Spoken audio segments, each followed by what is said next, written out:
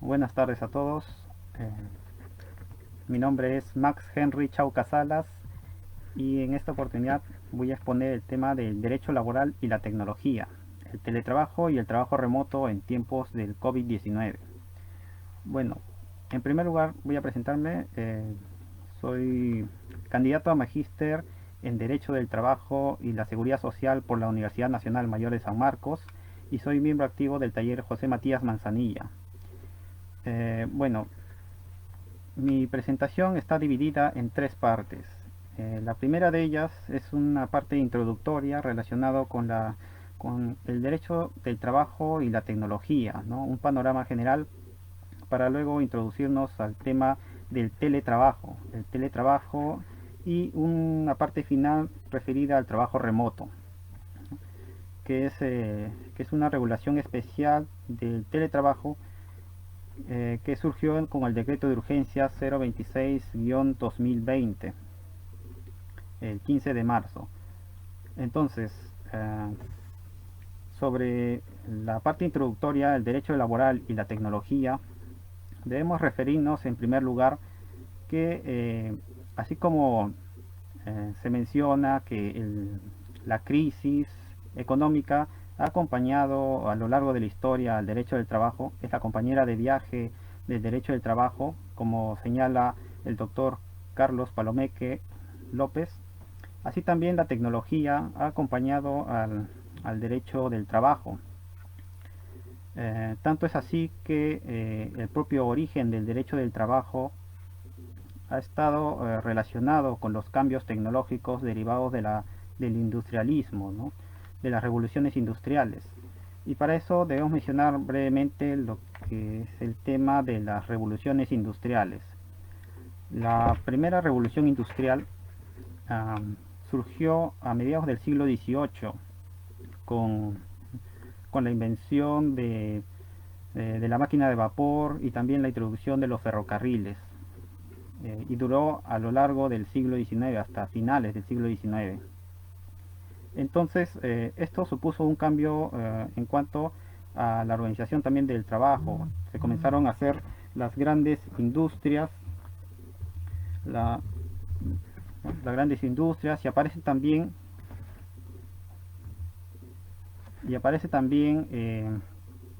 los patrones o empleadores y la clase trabajadora. Entonces, eh, surgen estas dos posiciones, ¿no? Un conflicto social aquí en este periodo. En primer lugar, los patrones querían aplicar lo que siempre se ha aplicado, el derecho civil y el derecho comercial, pero también surgió la clase trabajadora queriendo imponer también nuevos derechos, las instituciones de hecho que luego se convirtieron en instituciones de derecho, tales como el sindicalismo, los sindicatos y la huelga. Entonces, en esta contraposición de intereses, surge también esta idea de que el derecho del trabajo en realidad no fue un derecho que defendiera a la clase trabajadora, sino solamente un derecho que evitó, digamos, un colapso o un estallido social. Es la posición de la corriente crítica del derecho del trabajo y eso lo podemos ver también en el libro de Carlos Palomeque, Derecho del Trabajo e Ideología, mediante el cual nos señala que la función del derecho del trabajo es en realidad esta función de dar un cauce a este conflicto o a esta cuestión social, ¿no? Eh, También otro ejemplo lo tenemos en el caso del doctor italiano Umberto Romagnoli, que nos señalaba que si el derecho del trabajo desapareciera, en realidad los empresarios podrían inventarlo, ¿no? Deberían inventarlo. Es la necesidad del derecho del trabajo para seguir con un sistema, ¿no? Con el sistema imperante. Entonces, la segunda revolución industrial que surge a fines del siglo XIX y dura hasta mediados del siglo XX, surge con la introducción de la electricidad, ¿no? La electricidad va a permitir en la fabricación, ¿no? Un proceso de mayor rapidez y también un proceso masivo, ¿no? De productos, y va a lograr el desarrollo también de las grandes fábricas. En este desarrollo de las grandes fábricas también se va a desarrollar la clase obrera, ¿no? Con la introducción de muchas técnicas de la administración que veremos más adelante. Entonces surge una tercera revolución industrial. Muchos autores lo ubican en los años 60 del siglo XX, que es la revolución de la computación, ¿no? De la computación, o también denominada la revolución digital, ¿no? Revolución de las computadoras. En este periodo se va a dar un gran auge en las tecnologías de la comunicación y de la informática. Y gracias por los saludos, me están saludando. En este periodo se desarrolla el maquinismo introducido por el Fordismo, ¿no? Entonces es un periodo que dura, digamos, hasta la actualidad, pero algunos también han considerado la posibilidad de una cuarta revolución industrial. Entre ellos se encuentra el autor Klaus Schwab. Klaus Schwab, en su libro La Cuarta Revolución Industrial, señala que actualmente vivimos un estadio diferente en cuanto a las tecnologías, a una revolución tecnológica. Él menciona que en el año 2011 en Alemania se acuñó el término Industria 4.0, que refería justamente a esta revolución tecnológica aplicado a las fábricas, ¿no? Las fábricas en este periodo ya no van a ser solamente de un aislamiento entre productores y consumidores, sino que van a interactuar tanto los productores como los consumidores para elaborar un producto individualizado. Sin embargo, según Klaus Schwab en su libro, ¿no?, menciona que la cuarta revolución industrial no solo se limita a la producción, ¿no?, e interacción de este mercado, sino que va algo mucho más allá. Nos menciona que es una revolución que está referido tanto a las técnicas, ¿no?, de la genética, al tema de la inteligencia artificial, también a la nanotecnología y todos estos campos interactuando a la vez. Entonces, según este autor, vivimos una cuarta revolución diferente, muy diferente a la tercera revolución industrial. Si bien podemos decir, no podemos afirmar que estuviéramos en una cuarta revolución industrial, sí podemos afirmar que existe un gran desarrollo en cuanto al campo tecnológico que va a afectar mucho al derecho del trabajo. Básicamente el tema de la descentralización productiva, ¿no?, y también los cambios en la crisis de los sistemas de producción. Brevemente voy a mencionar los dos sistemas de producción que se han desarrollado a lo largo del siglo XX. El primero de ellos es el Taylorismo. Muchos conocen el Taylorismo y otros autores mencionan que esto tiene mucha relación con el Fordismo, ¿no? Incluso las confunden. Pero según el autor Carlos Aguirre de la Universidad de la UNAM, existen muchas diferencias en estas técnicas. En primer lugar, el Taylorismo está relacionado con el aumento, lo que él denomina la hiperracionalización de la producción, ¿no?, de la fuerza de trabajo del obrero considerado individualmente. A esto se refiere el Taylorismo, en eliminar todo aquello que pueda interrumpir, ¿no?, o pueda hacer un movimiento inútil del trabajador, ¿no? Eliminando esto se desarrollan las fuerzas productivas del trabajador. Sin embargo, la crítica que hace Aguirre a esta producción, ¿no?, a esta intensidad del trabajo, es que en realidad no se buscó un desarrollo de esta fuerza productiva, sino que lo que se buscó fue un mayor digamos, intensidad en el trabajo para poder extraer mayor plusvalía a los trabajadores. Esto es lo que menciona Aguirre y también es lo que se va a desarrollar en el Fordismo. El Fordismo, a diferencia del Taylorismo,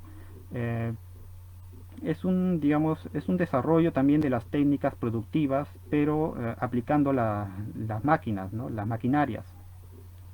Entonces, si bien en el Taylorismo había un control, ¿no?, de cada de las técnicas productivas, de los trabajadores. En el Fordismo este control se va a desarrollar aún más, pues al introducir, ¿no?, estos elementos, estas máquinas, y va a haber un control mayor en los trabajadores, pues los trabajadores van a remitirse a movimientos muy simples en la producción, eh, y se introduce la cadena de montaje. La cadena de montaje principalmente está referido a aquellas maquinarias que permiten al objeto trasladarse a lo largo de toda ¿no?, de todo el proceso de producción, y que el trabajador no pierda tiempo en estos movimientos. Un ejemplo de ello lo podemos ver en la película de Charles Chaplin, ¿no?, Tiempos Modernos. Es una crítica muy fuerte a este proceso, a este capitalismo, mediante el cual el trabajador solo está limitado a pequeños movimientos, incluso ya exageradamente, eh, digamos que este trabajador termina un poco fuera de sí. Entonces, uh, este proceso productivo, estos dos procesos productivos que se desarrollaron a lo largo del siglo XX van a llegar a una crisis justamente en los tiempos actuales, ¿no?, como vamos a ver a continuación. Eh, Hay un autor, el doctor italiano Mario Tiraboschi, Michele Tiraboschi, que menciona en uno de sus artículos eh, que estamos viviendo en una crisis de los sistemas productivos, de estos dos sistemas productivos. Si bien en el Fordismo había, digamos, un cierto equilibrio logrado, ¿no?, por un estado de bienestar, él menciona que este equilibrio se logró gracias a dos razones: el estado de bienestar y también las relaciones laborales que existían, ¿no? Principalmente el papel que tenía el sindicato. El sindicato lo que hacía era lograr mejores derechos para los trabajadores, tenía, y en algunas partes tiene, mucha fuerza, ¿no?, por ejemplo en Alemania, y gracias a los sindicatos se ha logrado, digamos, evitar, ¿no?, una serie de conflictos entre trabajadores y empleadores. Y también el estado de bienestar. Menciona en este caso cómo se ha aplicado el estado de bienestar para lograr este equilibrio o un cierto equilibrio durante todo este periodo. Menciona y cita a Alan Supiot. Alan Supiot menciona cómo se aplica el estado de bienestar en estas fases en cuanto no hay una relación, digamos, directamente de subordinación con el empleador, ¿no? Eh, Básicamente menciona tres fases. Una es la fase anterior a, a la iniciación del trabajo, ¿no? Prácticamente me refiero a la política de empleo que existe, ¿no? Entonces, mediante una política de empleo, ¿no?, la creación de agencias de empleo, la intervención, ¿no?, del Estado para las capacitaciones de los trabajadores, incluso la misma educación pública, digamos que está relacionado con un aumento de esta productividad en el trabajador. El otro momento es cuando el trabajador se encuentra en el trabajo, pero por circunstancias diversas no puede realizar este trabajo, ¿no? Tal es el caso de las enfermedades, los accidentes, la propia maternidad, ¿no?, entre otros aspectos. Entonces aquí también actúa el estado de bienestar para poder, digamos, proteger al trabajador. Y un último punto, ¿no?, también aparte del desempleo, es cuando el trabajador termina su tiempo de vida de trabajo, ¿no? Me refiero básicamente a la jubilación, ¿no? También aquí, digamos, se logró un cierto equilibrio durante este periodo. Claro que en Latinoamérica no se logró de esa forma. Básicamente, bueno, en nuestro país se introdujo la flexibilidad laboral, ¿no? La flexibilidad laboral eh, ha desmantelado, digamos, muchos derechos de los trabajadores, con el propósito incluso de mejorar la productividad, pero en realidad lo único que ha logrado efectivamente justamente es el desempleo, ¿no? Es un aspecto que se ha criticado mucho, incluso se sigue criticando en otros países, en la propia Europa, ¿no? Ah, Bueno, entonces estamos en una actual crisis de los sistemas productivos, ¿no? Ya no, con la intervención de la tecnología, ya no es necesario que los trabajadores en muchos casos permanezcan en sus puestos de trabajo. Tal es el caso del teletrabajo, el trabajo remoto. En otros países también consideran el smart working o lo que es el trabajo inteligente. Y básicamente también puede incluirse lo que son la descentralización productiva y también el problema actual de las plataformas digitales. Entonces, en este panorama nos encontramos actualmente, ¿no? Si bien puede afirmarse o no que exista una revolución, una cuarta revolución industrial, lo que sí existe es un gran desarrollo de la tecnología, que en realidad debería aplicarse para poder mejorar los derechos de los trabajadores. Y en este aspecto me remito al doctor Domenico De Mazzi, es un sociólogo del trabajo de la Universidad de La Sapienza, que menciona que el aumento de la tecnología debe servir para los trabajadores para reducir sus jornadas de trabajo, para mejorar sus derechos, ¿no? Ya que actualmente vivimos casi 100 años de la jornada de 8 horas. Entonces, la tecnología debe permitir a los trabajadores trabajar menos y trabajar todos, como dice él, ¿no? En una política, una verdadera política laboral, ¿no? Bueno, este es el panorama de lo que vivimos actualmente con relación a las tecnologías y el derecho del trabajo. A continuación voy a exponer el tema del teletrabajo. ¿Cómo se desarrolló el teletrabajo? El teletrabajo se desarrolló, um, tiene su antecedente con los estudios de Norbert Wiener, ¿no? Sobre la cibernética.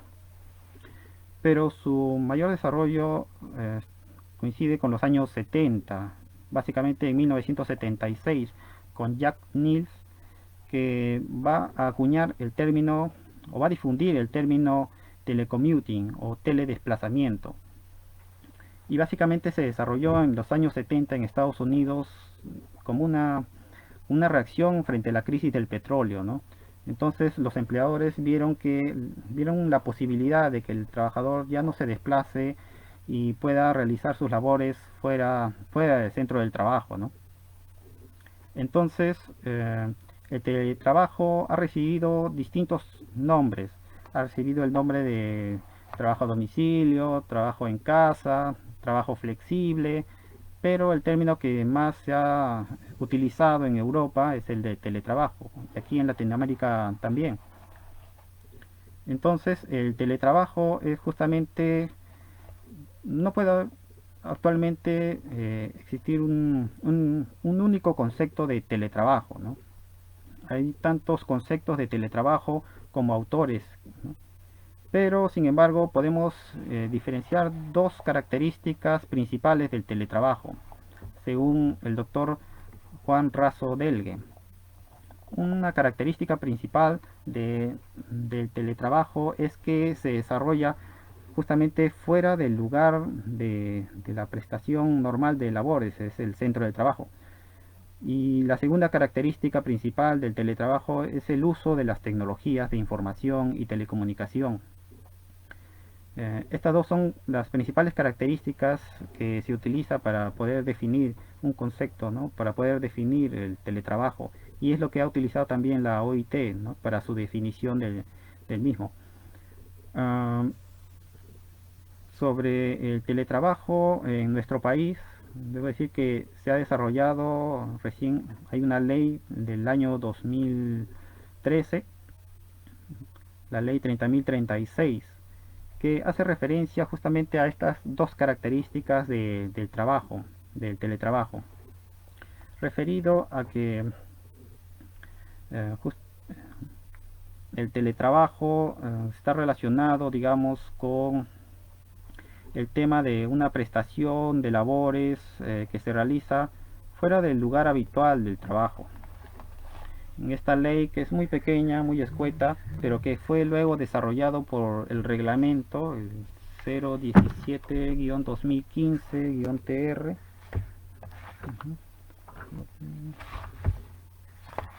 que precisa justamente cómo se va a desarrollar este teletrabajo.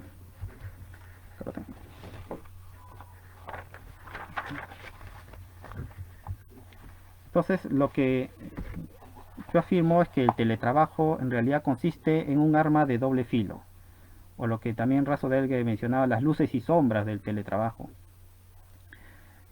Mucho se ha exaltado de esta nueva modalidad, ¿no?, que permite la flexibilidad del derecho del trabajo y, digamos, no solo en el tiempo, sino también en el espacio.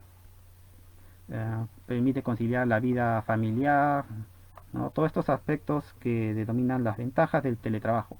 Pero poco se ha incidido en cuanto a las desventajas, y muchos incluso denominan mitos, cuando en realidad son desventajas del teletrabajo. En este aspecto hay una autora, Nora Rubini. Nora Rubini, una profesora de la Universidad de La Plata, Argentina, que menciona justamente este aspecto, ¿no? Hace un estudio de los problemas psicofísicos, ¿no?, en el trabajador que puede surgir en esta modalidad. En primer lugar tenemos el control y autonomía en el trabajo. Si bien el teletrabajo permite, ¿no?, un control por parte de la persona que presta servicios, un autocontrol, también digamos que existe la posibilidad de una sobrecarga laboral, ¿no?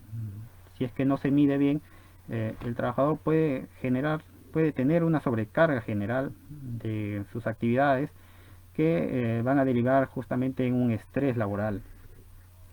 Otro aspecto que también señala la autora es en relación a las relaciones sociales, ¿no? El trabajador ya no va a estar en una empresa con sus compañeros, sino que se encuentra de manera aislada y puede generar en realidad muchos aspectos negativos en su psicología. De esta manera también es un aspecto negativo, ¿no?, del teletrabajo.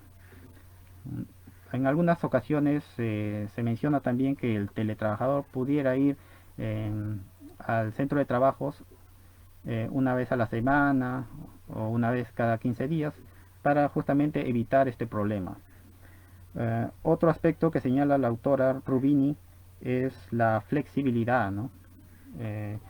Si bien existe una flexibilidad en cuanto al contrato de trabajo, también podemos decir que esta puede ocasionar muchos efectos negativos, como es el aumento de la jornada de trabajo. También existe esa posibilidad de que el trabajador pueda eh, laborar más de la cuenta. Entonces, para eso debe haber un control estricto de la jornada, o por lo menos una delimitación de ella. Eh, el, el cuarto aspecto es la conciliación vida privada y laboral, ¿no? Entonces, no todos los trabajadores van a poder conciliar la vida familiar con el trabajo. Muchos trabajadores no van a poder, ya sea porque viven en una casa muy pequeña o tengan muchos familiares que puedan interrumpirlo, entre otros aspectos, ¿no? Y también aquí hay que mencionar el tema de la teledisponibilidad, ¿no? Si no se regula bien este aspecto, el trabajador vive en zozobra en cada momento, esperando una llamada del jefe, si no se limita bien este aspecto. El otro punto es el uso de las tecnologías de la información y la comunicación. Esta puede aumentar la dependencia del trabajador en relación con el empleador, al aumentar la jornada de trabajo, tornando imprecisos los horarios de trabajo, es lo que mencionaba, ¿no? Aumento del ritmo de trabajo, tecnoestrés. El tecnoestrés está relacionado con el problema que genera la tecnología en el trabajador, ¿no? Y aún más, si el trabajador no domina bien la tecnología, esto le va a generar un estrés. Y imaginemos eso todos los días. Otro aspecto es el de las competencias y exigencias. Justamente esto requiere que el trabajador en muchos casos esté actualizado, ¿no? Requiere un autocontrol del tiempo y tener autosuficiencia, ¿no? Otro problema que puede generarse es el burnout, que está referido a la sobrecarga que tiene el trabajador, y esto le va a generar también un estado emocional muy bajo porque no logra los objetivos que él quisiera. Y el efecto contrario también, eh, el burnout. El burnout está referido cuando un trabajador no tiene carga laboral, pero que esto, digamos, pero al tener que permanecer en el puesto de trabajo, le va a generar también una especie de estrés y también, digamos, que se va a sentir emocionalmente mal, ¿no? Porque no logra los objetivos que él quisiera. Respecto a esto, hay una película muy buena referido a, a cómo una persona, un trabajador, que en lugar de tener, digamos, unas actividades acordes a su formación, está, digamos, trabajando, le mandan por una especie de moving, el moving, eh, hacer, digamos, actividades tan simples para que se sienta mal, ¿no? Entonces, a esto se refiere el bored now, ¿no? El estar, digamos, aburrido, el trabajador aburrido, que no tiene la carga o no tiene, digamos, la actividad precisa para el puesto está trabajando. Entonces, una forma de represalia contra el trabajador. Otro aspecto importante que se debe mencionar es la regulación legal o institucional, ¿no? También debe haber una buena regulación en el teletrabajo para evitar estos problemas. Muchos de ellos, muchos países donde no hay una regulación incluso del teletrabajo, puede generar un miedo a estos prestadores de servicios de perder sus puestos. Otros problemas que existen en el teletrabajo es el peligro de invisibilización del vínculo laboral, la precarización también del mismo. Entonces, todos estos problemas que señala la autora Nora Rubini es que genera una patología en el trabajador, tanto física como mentalmente, ¿no? El riesgo para la salud mental está referido a la sobrecarga, al estrés, ¿no? Al producir tensión en el trabajador, al afectar sus ritmos de horario y biológico, ¿no? A veces el trabajador no come a la hora de vida. Y otros casos también puede haber la adicción al trabajo, es decir, que está asociado a un trastorno compulsivo que provoca un desinterés general por otro tipo de actividad que no sea el trabajo.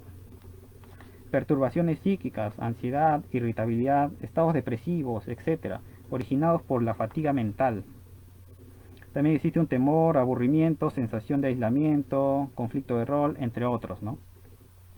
Y en cuanto a los riesgos sobre la salud física, que es la que mayormente incide en las legislaciones, es el tema del sedentarismo, ¿no?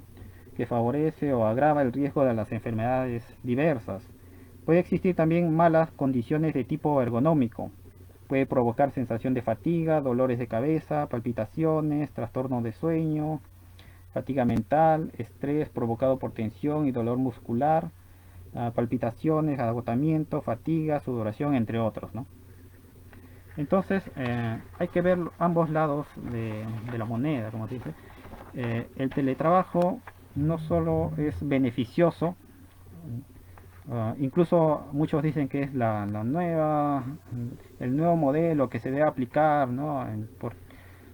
Yo creo que se debe aplicar solo en los casos en donde el trabajador se encuentre de acuerdo, ¿no? No se debe imponer el teletrabajo, porque cada trabajador tiene una realidad distinta. Ahora, el teletrabajo en el Perú, como mencioné, está regulado por la ley 30.036.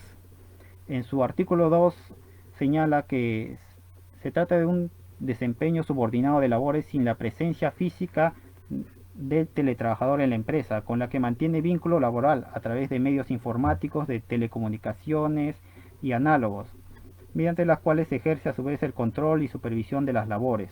Asimismo, ayuda a tipificar la subordinación a los siguientes elementos: la provisión de los medios físicos y métodos informáticos por parte del empleador, la dependencia tecnológica y la propiedad de los resultados, entre otros. En cuanto al teletrabajo, se habla también de la telesubordinación, ¿no? En muchos casos uno piensa que el teletrabajo la subordinación en realidad se diluye, cuando en realidad puede ocurrir que la subordinación incluso se intensifique, ¿no? Cuando, por ejemplo, se requiere que el trabajador se encuentre conectado a través de una cámara, podemos visualizarlo en cualquier momento, incluso en segundos. Entonces se puede intensificar también la subordinación de los trabajadores. A esto se refiere cuando hablamos de la telesubordinación. El artículo 4 de la ley 30.036 señala un aspecto importante del teletrabajo, que es que debe ser voluntario y reversible. Sobre todo se refiere a que el trabajador debe ponerse de acuerdo con el empleador para poder, digamos, cambiar esta modalidad al teletrabajo, ya que, como he mencionado, cada trabajador es distinto, ¿no? Tiene una realidad distinta. Lo que no sucede con el actual trabajo remoto, que vamos a verlo a continuación. ¿Cuánto tiempo va? A ver, ya. Con respecto al trabajo remoto, este surge justamente con el estado de emergencia sanitaria, Decreto Supremo 008-2020-SA, que está referido a esta decisión del gobierno para enfrentar el coronavirus, ¿no? El tema del aislamiento también. Y el trabajo remoto surge entonces con el decreto de urgencia 026-2020. Y se regula también por otras normas, como el decreto supremo 010-2020-TR, la resolución ministerial 072-2020-TR, que aprueba la guía para la aplicación del trabajo remoto. Entonces, el trabajo remoto es una modalidad de carácter temporal y excepcional, creada por el gobierno para la continuación de las labores durante el estado de emergencia, y se aplica tanto a la actividad privada como pública, gozando gran parte de las características de teletrabajo. Podríamos decir que es un teletrabajo forzado. ¿Por qué me refiero a esto? Porque tiene dos características principales que se diferencian del teletrabajo. Una, que no es necesario un acuerdo entre trabajador y empleador. El empleador puede imponer esta nueva modalidad. Otro aspecto importante del trabajo remoto es que en la implementación de los materiales necesarios para el trabajo, si bien se puede poner de acuerdo trabajador y empleador de quienes implementan estos instrumentos, si el trabajador los implementa, no hay una obligatoriedad del empleador de compensar, digamos, estos gastos, ¿no? Tampoco hay una prohibición, pero sí lo había en el teletrabajo, sí lo hay en el teletrabajo, ¿no? Hay una obligatoriedad de compensar lo que gaste el teletrabajador para implementar esta nueva actividad. Con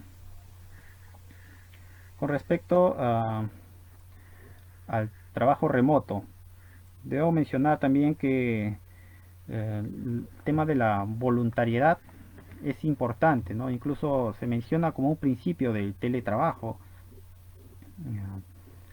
por lo que, digamos, se está desnaturalizando esta modalidad y se está imponiendo a la fuerza un trabajo remoto que en realidad devenido por otras causas, ¿no? La exaltación. He leído mucho sobre este tema de trabajo remoto como un elemento, digamos, que va a revolucionar el trabajo. Incluso hay otros laboralistas que plantean que se debe mantener incluso fuera de la cuarentena. El trabajo remoto está referido solamente al tiempo en que dure la emergencia sanitaria, ¿no? Hasta un periodo de 90 días que culminaría el 9 de junio. Entonces, también existe una regulación en cuanto a la prohibición y a una vigilancia por parte de la SUNAFIL. Acá lo tengo.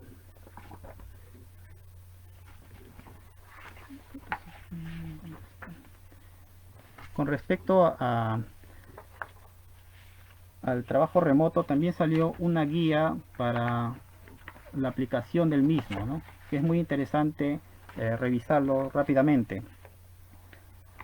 Esta guía para la aplicación del trabajo remoto que expidió el Ministerio de Trabajo, aparte de definir el trabajo remoto y definir su plazo, menciona también el tema de cómo se debe aplicar este trabajo. eh, Se debe aplicar tanto en el sector público como privado, en modalidades formativas y otras análogas. Ah, También nos menciona qué factores se debe tener en cuenta, que debe tener en cuenta el empleador para determinar el trabajo remoto. En primer lugar, eh, determinar quiénes, por la naturaleza de sus labores, puede desempeñar sin necesidad de encontrar físicamente en el centro de trabajo mediante los medios y equipos indicados en el punto 2, y aquellos trabajadores que no. Escribiendo.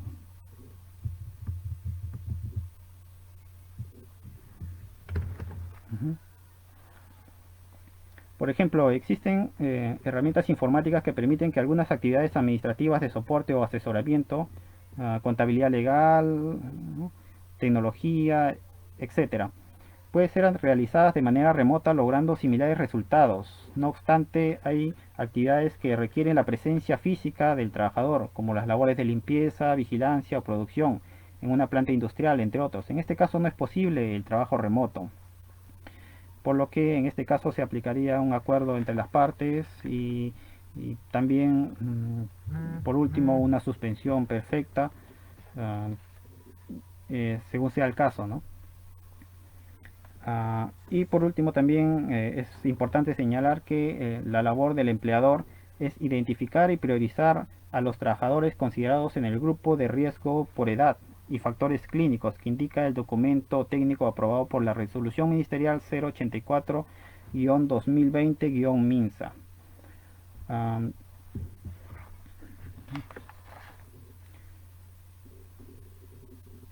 Bueno, un aspecto importante también que hay que mencionar es que el trabajo remoto también puede ser aplicado eh, a quienes se encuentren fuera del país y estén impedidos, ¿no?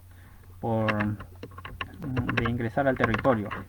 Algo muy diferente al teletrabajo, porque el teletrabajo solo se aplica al territorio nacional. Eh,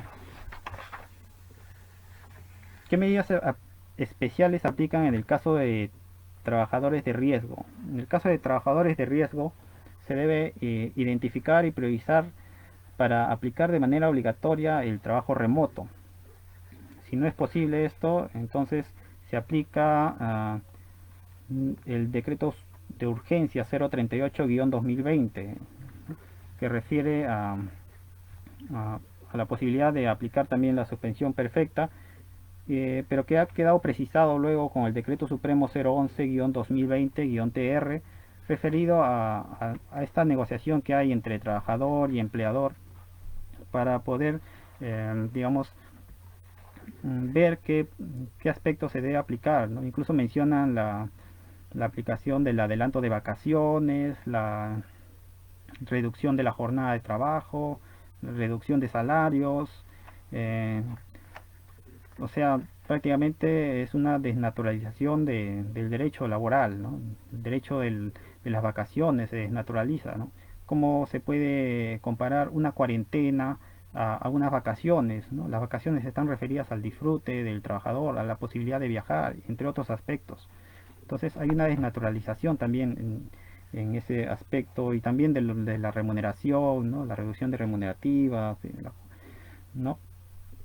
Entonces, incluso la propia suspensión perfecta ya está desnaturalizada porque no estamos aplicándolo en un contexto al que se refería la ley 728, al decreto legislativo 728, sino que estamos en un estado muy diferente en cuanto que no se debe aplicar este tipo de regulaciones, sino debería haber una regulación especial como hay en otros países. En Italia, por ejemplo, se prohibió lo que es el despido por causas económicas, entre otros aspectos, ¿no?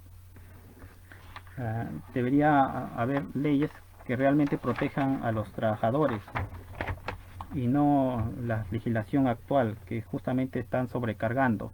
Por eso hay un autor que mencionaba que En realidad no estamos en una lucha de trabajadores contra empleadores, sino de empleadores contra trabajadores. Um, Otro aspecto que debe realizar el empleador es comunicar al trabajador a través de un soporte físico o digital la aplicación de esta nueva modalidad. En esta comunicación debe existir, eh, debe plasmarse el tiempo que durará el trabajo remoto, los medios, mecanismos para su desarrollo, las partes responsables de proveerlos, las condiciones de seguridad y salud en el trabajo, entre otros relativos a la prestación. Entre los riesgos que debe verse precisa esta guía, um, se debe identificar los casos más frecuentes, los riesgos más frecuentes en el empleo de la modalidad de trabajo remoto. Se recomienda tener en cuenta los referidos a trastornos musculoesqueléticos, fatiga visual, fatiga mental, factores psicosociales, así como los riesgos asociados a los equipos de trabajo, insumos, entornos, condiciones ergonómicas y psicosociales a las que se expone el trabajador mientras trabaja remotamente, ¿no? Son todos estos consecuencias derivadas también del uso de la tecnología.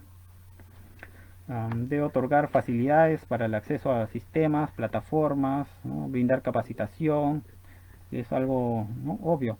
En el caso de las obligaciones que tienen los trabajadores, básicamente se refiere a la protección de los datos, a la seguridad de la información y confidencialidad de los datos, cumplir las medidas y condiciones de seguridad y salud en el trabajo, estar disponible durante la jornada de trabajo, la teledisponibilidad, ¿no?, para las coordinaciones de carácter laboral que resulten necesarias.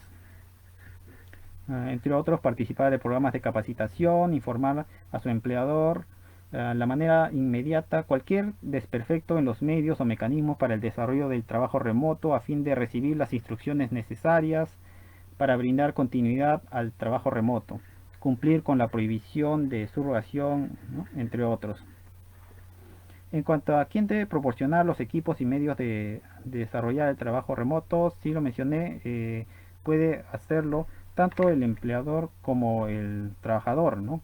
Pero el aspecto negativo es que el trabajador no, digamos, no hay una obligación del empleador de compensar estos gastos que pueda producirse por parte del trabajador para la prestación de sus servicios.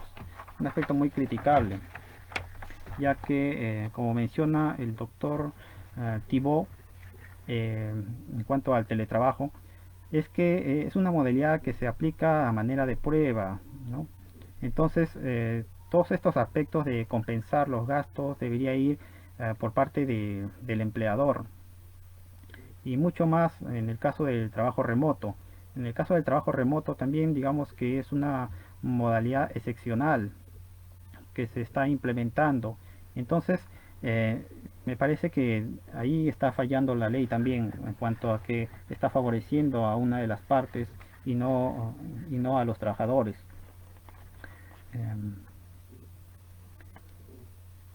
En cuanto a la inspección de trabajo, señala el protocolo número 003-2020-SUNAFIL INII, que refiere a las faltas graves que se pueden cometer en el teletrabajo. Básicamente se menciona las faltas muy graves, ¿no? Menciona dos. Es el referido a obligar a las personas a prestar servicios en actividades que no se encuentran dentro de las consideradas como esenciales. Y el segundo aspecto se refiere al incumplir la regulación sobre trabajo remoto para trabajadores considerados en el grupo de riesgo por los periodos de la emergencia nacional y sanitaria. Entonces, si no se protege a estos trabajadores del grupo de riesgos, también se está configurando una falta muy grave. El problema es que la SUNAFIL tampoco no puede inspeccionar a todas aquellas empresas que incurran en este aspecto, ¿no?, en esta falta. Materialmente, a mi parecer, no podría. Y básicamente, a manera de resumen, podemos decir que en actividades esenciales cuando se pueda aplicar el trabajo remoto, entonces es una modalidad facultativa.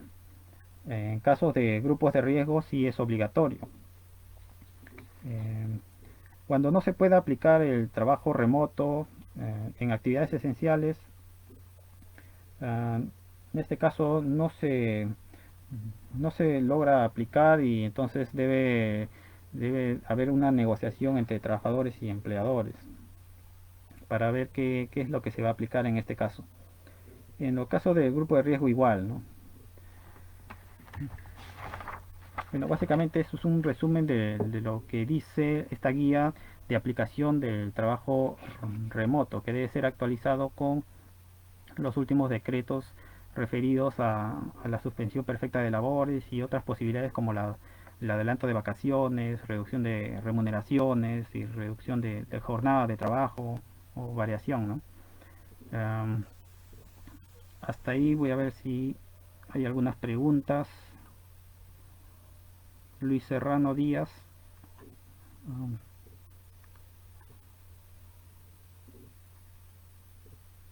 y hace un comentario muy interesante. Gracias Luis. Renato Porras menciona la función del derecho del trabajo es darle una solución a la cuestión económica a fin de mantener el sistema imperante. Claro, la función del derecho del trabajo, hay un artículo muy bueno del doctor Jorge Rendón Vázquez que ha sido publicado también en el blog del taller José Matías Manzanilla.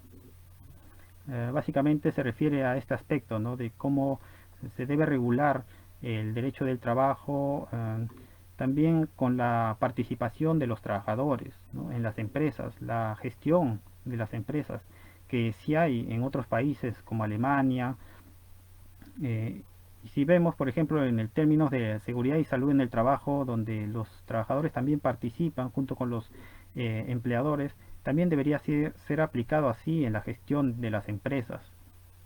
Más aún cuando con la innovación tecnológica, digamos que existe una descentralización de los trabajadores.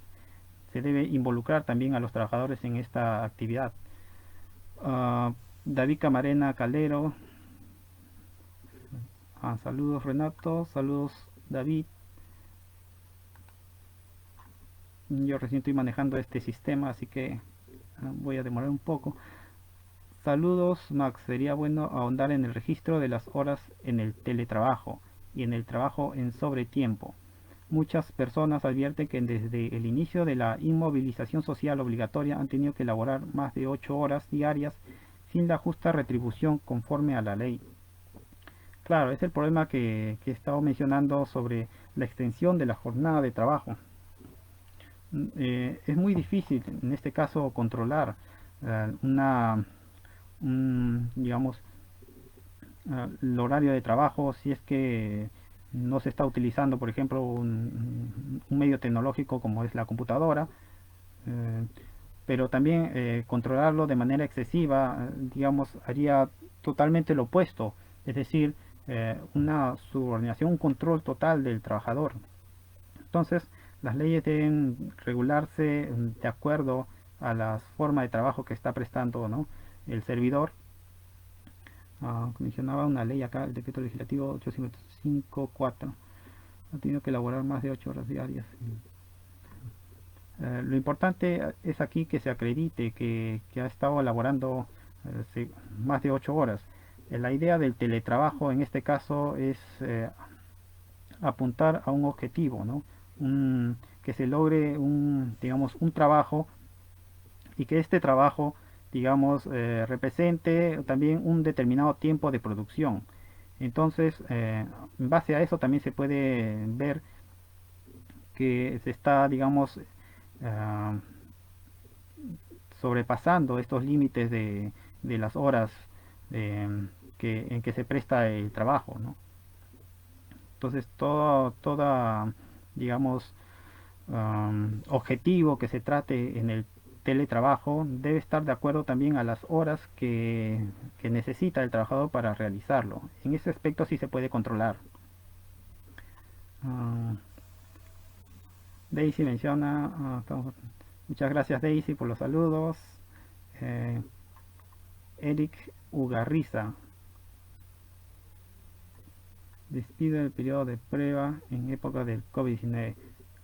Claro, el problema es que el periodo de prueba hace referencia a que el trabajo todavía no es, digamos, por lo menos para nuestra legislación, no está considerado como un trabajador permanente. Entonces hay muchas limitaciones en cuanto a, a hablar de un despido, ¿no? Simplemente se le corta el contrato, lo que no hay en otras legislaciones, en donde sí un trabajador, digamos, tiene muchos más derechos, incluso en el periodo de prueba, a diferencia de nuestra legislación, ¿no? Muy flexibilizada. No existe, digamos, una protección en este caso durante el periodo de prueba. Renato Porras, un excelente teórico. Muchas gracias. Otra vez, Renato. Muchas gracias. Escuela crítica del derecho del trabajo. Claro, hay que difundir la escuela crítica del derecho del trabajo. Sobre todo porque integra muchos aspectos, tanto la sociología del trabajo como la propia economía laboral, sin un reduccionismo como existe en el positivismo, ¿no? O incluso en el justnaturalismo, en donde solo se pretende lograr ideas abstractas, pero sin un sustento en muchos casos en la realidad. Luis Alberto Quintana ha escrito bastante, a ver, gracias por los saludos. La pregunta sería si consideras que en nuestro país, tercer mundo, la tecnología ha permitido al trabajador liberarlo de parte del tiempo en que trabajo, por el contrario, ha servido para explotarlo más y deshumanizarlo. Y sobre el teletrabajo, ¿permite realmente conciliar la vida familiar y el trabajo? Sí, justo mencionaba al autor Michele Tiraboschi, el italiano, de la Asociación ADAT de Italia, que en el Fordismo existía digamos, un cierto equilibrio, ¿no?, entre trabajadores y empleadores, logrados por el aumento de las fuerzas productivas, pero que actualmente con las tecnologías cada vez está viniendo a menos, precisamente por el tema de la descentralización, que el trabajador ya no tiene que estar en sus puestos de trabajo, ya no hay las grandes empresas, cada vez son menos, las empresas pueden ser solamente de nombre. Entonces existe una mayor desprotección del derecho de los trabajadores. Entonces, en este panorama se refuerza aún más en países como el nuestro, ¿no?, donde se ha aplicado ya la flexibilidad laboral desde los años 90, y a eso le sumamos la incursión de la tecnología para, digamos, quitar más derechos de los que ya escasamente tenemos. Entonces, el tema va mucho más allá y es más grave en casos como el nuestro. Sí, yo creo que sí ha deshumanizado, ¿no?, esta explotación que hay en los trabajadores, en esta desregulación que ya se habla desde los años 90 y que ha generado una serie de crisis, desempleos, una serie de afectaciones también en el aspecto de los derechos colectivos del trabajo, y que también actualmente frente a la crisis del COVID-19 también estamos viviendo, ¿no? Es muy seguro que va a haber muchos despidos masivos, y entonces estaremos en una nueva etapa en donde, digamos, la informalidad va a crecer aún más, es posible, ¿no?, como los que vivíamos en los años 90. Entonces el panorama es muy crítico en este aspecto. Um, Valeria Mendoza. Hola Max, ¿qué pasa si el trabajador excede sus horas de trabajo? ¿Tiene derecho a un aumento a su remuneración o a un pago de horas extras como era usual de manera presencial? Se refiere al teletrabajo.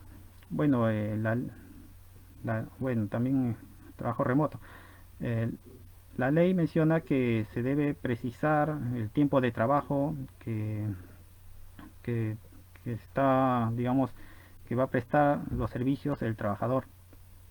Esta puede, digamos, ser más flexible en el sentido de que puede variar los tiempos, pero básicamente el control sería en cuanto a la capacidad, ¿no?, que tiene, o lo menos un promedio de la producción en base a un objetivo, ¿no? Y como mencioné el tema de la pregunta de Camarena, si estamos referidos a un objetivo que tiende a durar un determinado tiempo, entonces si se limita bien este aspecto, entonces no habría lugar a un exceso de las horas. Pero si se está aplicando mal o simplemente no se aplica, no se precisa este tiempo requerido, entonces sí, digamos, estarían incumpliendo, ¿no?, estas leyes que deben ser inspeccionados por el SUNAFIL. Um, SUNAFIL tiene una página, ahora se puede denunciar virtualmente, ¿no?, con las limitaciones que también la propia ley tiene en este aspecto.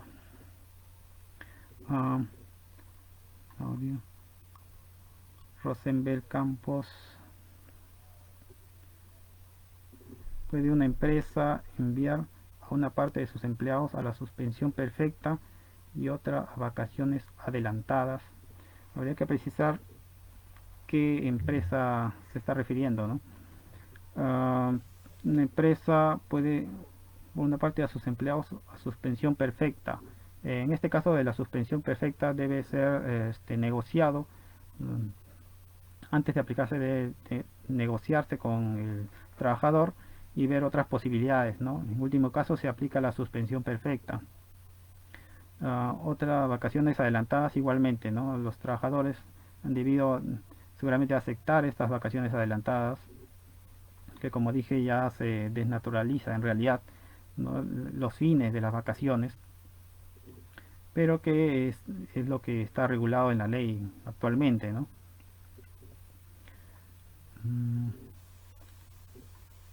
Hay varias preguntas. Catherine Corina Torres Carguatocto. Katy. Genial, Max, tu ponencia. Gracias, Katy. ¿Cuál sería? Acá está. ¿Cuál sería la modalidad de trabajo más conveniente en estos tiempos de COVID-19? ¿Por qué? ¿Cuáles serían las sugerencias para que los trabajadores cumplan sus labores pero respetando los derechos del trabajador? Bueno, el trabajo remoto, en realidad, el trabajo a distancia en general, es lo que debería aplicarse, claro, en los casos que se pueda. Pero mi crítica va más a cómo se está regulando el trabajo remoto, ¿no? Se está regulando favoreciendo mayormente a los empleadores, en el aspecto de que ellos van a generar menos gastos en estos casos, y el trabajador, al ser la parte más débil, va a, digamos que va a tener que comprar sus instrumentos, todo lo posible para poder continuar en el trabajo, y más aún cuando hay un contrato temporal. Entonces la ley actualmente no está regulando qué pasa con los contratos temporales que terminan. No hay una protección de estos trabajadores, y sabemos que son realmente una cantidad que debería considerarse, ¿no? Max, la otra pregunta, había otra pregunta. Respetando los derechos. El problema es que mi crítica va justamente a la legislación, ¿no? No tanto si se cumple o no se cumple. Uh-huh. ¿Cuál sería tu propuesta a fin de hacer respetar los derechos? Esta pregunta de Renato con el trabajo remoto. Bueno, en este caso la legislación solo menciona a la SUNAFIL, ¿no? Pero debería haber una ley realmente prohíba todos estos problemas que he mencionado sobre la afectación de los derechos del trabajador, ¿no? Que en primer lugar que sea no forzado, ¿no? Que no sea forzado, que el trabajador vea, ¿no?, según sus condiciones que tiene, si puede prestar estos servicios de manera remota. Por otra parte, eh, sabemos que no es igual un trabajador que está en un lugar donde la banda es, digamos, muy veloz que otro digamos, de un internet más lento y entre otras cosas. Se genera mucha desigualdad, ¿no? Entonces no puede haber, la ley tiene que considerar todas estas características de cada trabajador. Incluso también hay trabajadores que no pueden trabajar vía remota por la carga familiar que tienen, entre otros aspectos, ¿no? Se haría muy dificultoso, con todos los problemas en cuanto a la seguridad y salud en el trabajo también. Mm, Entonces, actualmente solo digamos que la SUNAFIL está actuando, aunque materialmente no creo que pueda extenderse a todos aquellos casos que incumplen. Mm. Este es otro aspecto ya no legal, sino material de incumplimiento, de afectación de los derechos de los trabajadores.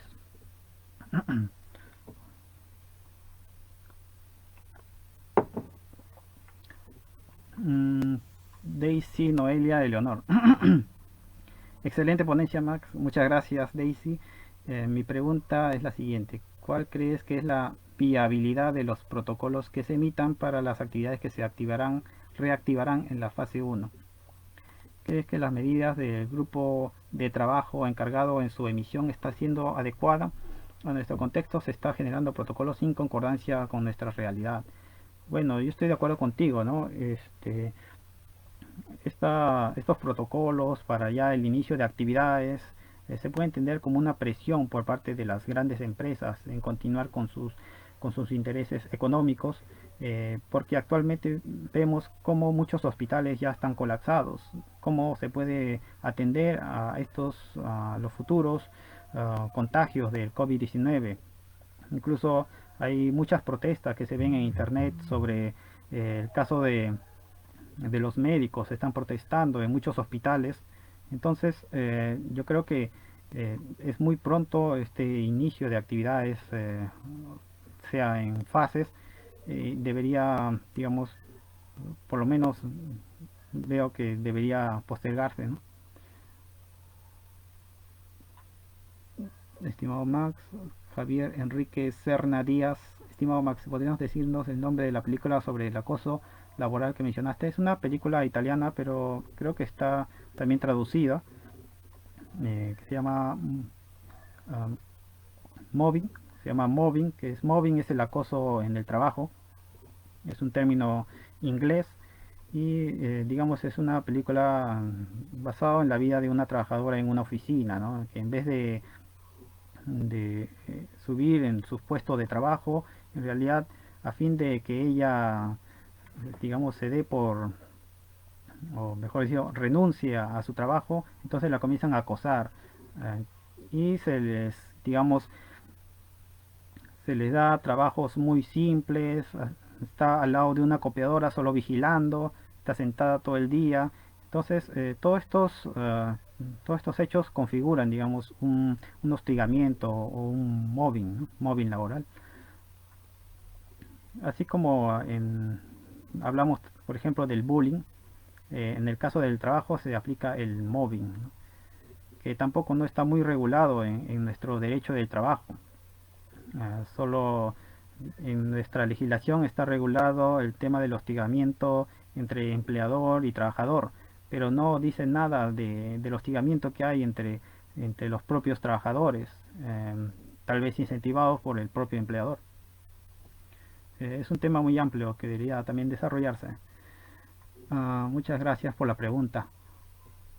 El mobbing también creo que en el taller vamos a mandar un enlace de repente por ahí, me parece que está también en internet.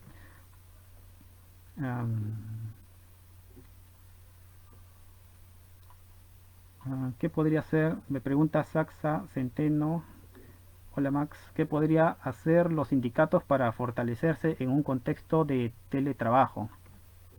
Eh, bueno, la tecnología también debería ser utilizado por los sindicatos, ¿no? Antes era más dificultoso poder informar a cada miembro uh, de un sindicato.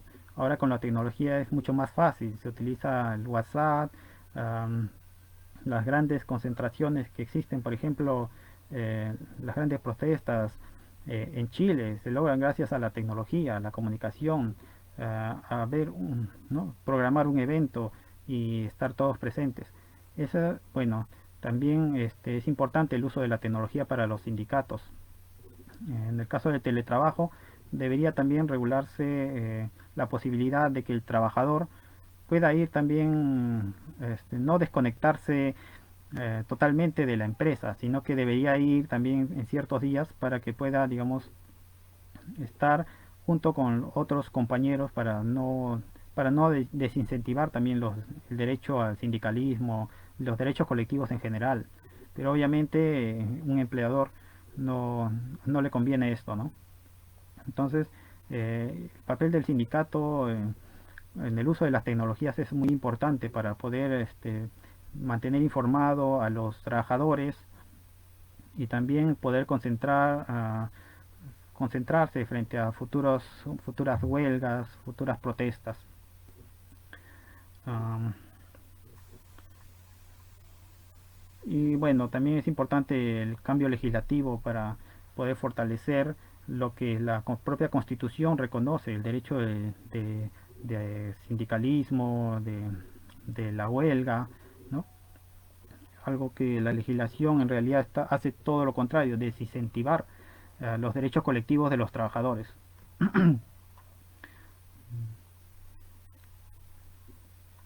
A ver, José Matías Manzanilla, ahí está.